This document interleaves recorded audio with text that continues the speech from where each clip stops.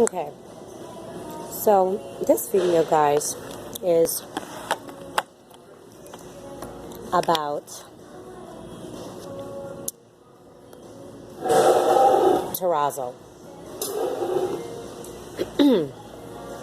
Now, terrazzo, in some areas, it is indigenous, really, to certain areas where, like, it is a commonly used building material. If in the case you got a house and the terrazzo is original to the house, you should consider all of your options on possibly finishing it, refinishing it, and polishing it and using it. Don't cover it up. You know, whatever is old becomes new again. And same thing like good clothes. Right? That's why we can't buy all of that stuff that just comes in every size of the world and looking like little fingers sewed together. Like, we don't, you know, fashion, you know, it goes away and it comes back. And fashion design affects interior design. Always. As long as I can remember having an interest in interior design. Like, there was always something that like cross-correlated for me. So, one thing that is, you know, we are in an era of awakening, you know, where people are just coming to this, like, consciousness. And in the consciousness, we're learning about having things around us that makes us feel good, looks good,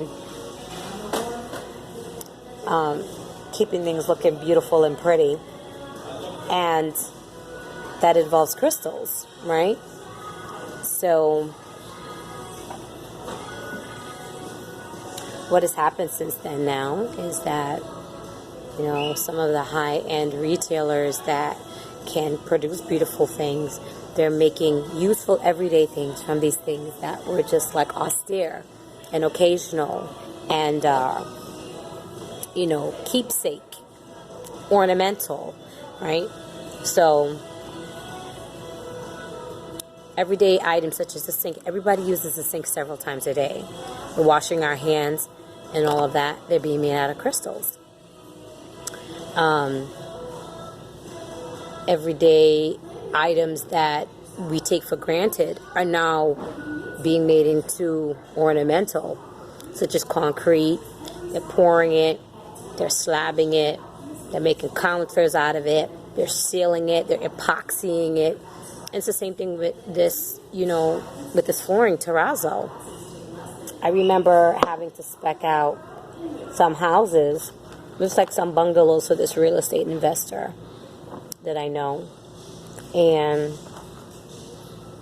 he, like, all of the units actually had terrazzo. Some of them were saved. You could save it.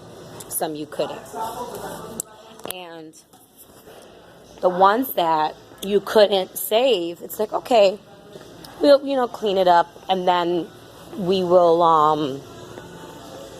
clean it up, and then we'll, like, just cover it. But I made it a point for him to understand how important it was for him to save it. If it was a situation where you could save it and it could be polished, it's like, that's the best thing in the world. Why wouldn't you do that? So I remember, because I just was so enthralled, like, oh my God, this is a building material that is vernacular to this area. Most houses in this area, they have it. And I'm like, you're just covering it up. So in my lookings and in my findings, I find out that the product is coming back on trend. I said, how awesome and wonderful is that? That's amazing. Use that. Keep it.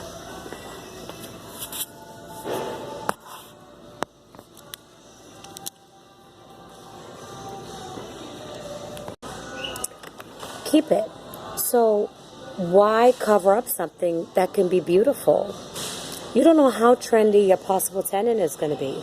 And if they're not trendy and they're just only looking for comfort, they're not going to care if it's a poured concrete floor, terrazzo, tile. They're going to put a rug on top of it, right?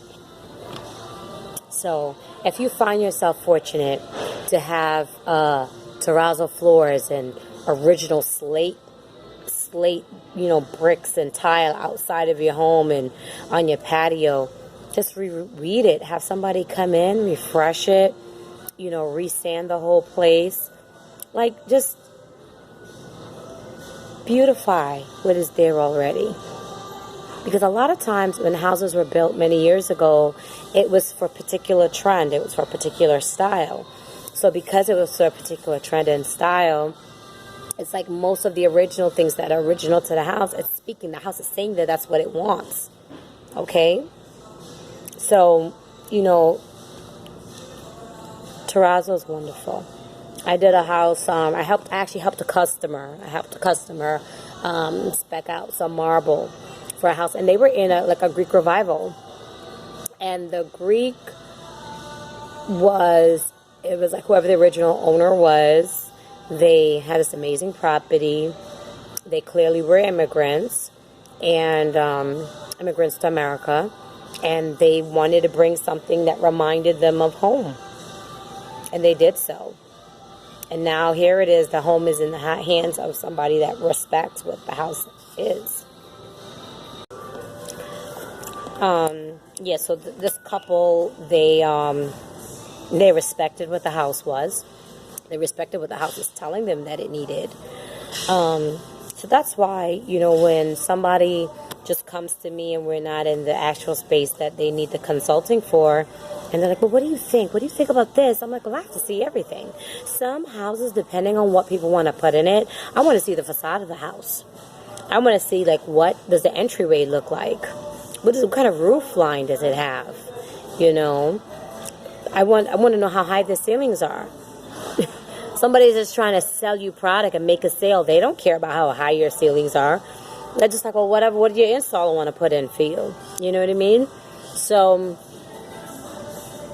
give yourself space when you're making those kind of decisions. The other thing I want to talk about in this video is Formica. God, Formica. Formica is a solid surface. It's a laminate solid surface that you should stay away from. And I'm going to do a whole video on it. I just realized that. Because I did a cabinet video, countertop video, and I couldn't remember the name of the material. And that's the name, Formica. I feel like there should be music. Dun, dun, dun, dun, like right when I said that. It's awful. Don't even rent an apartment that got Formica in it. That's a clear indication that your landlord is just you're not going to get what you really need if it's a rental space. All right, guys. Have an amazing one.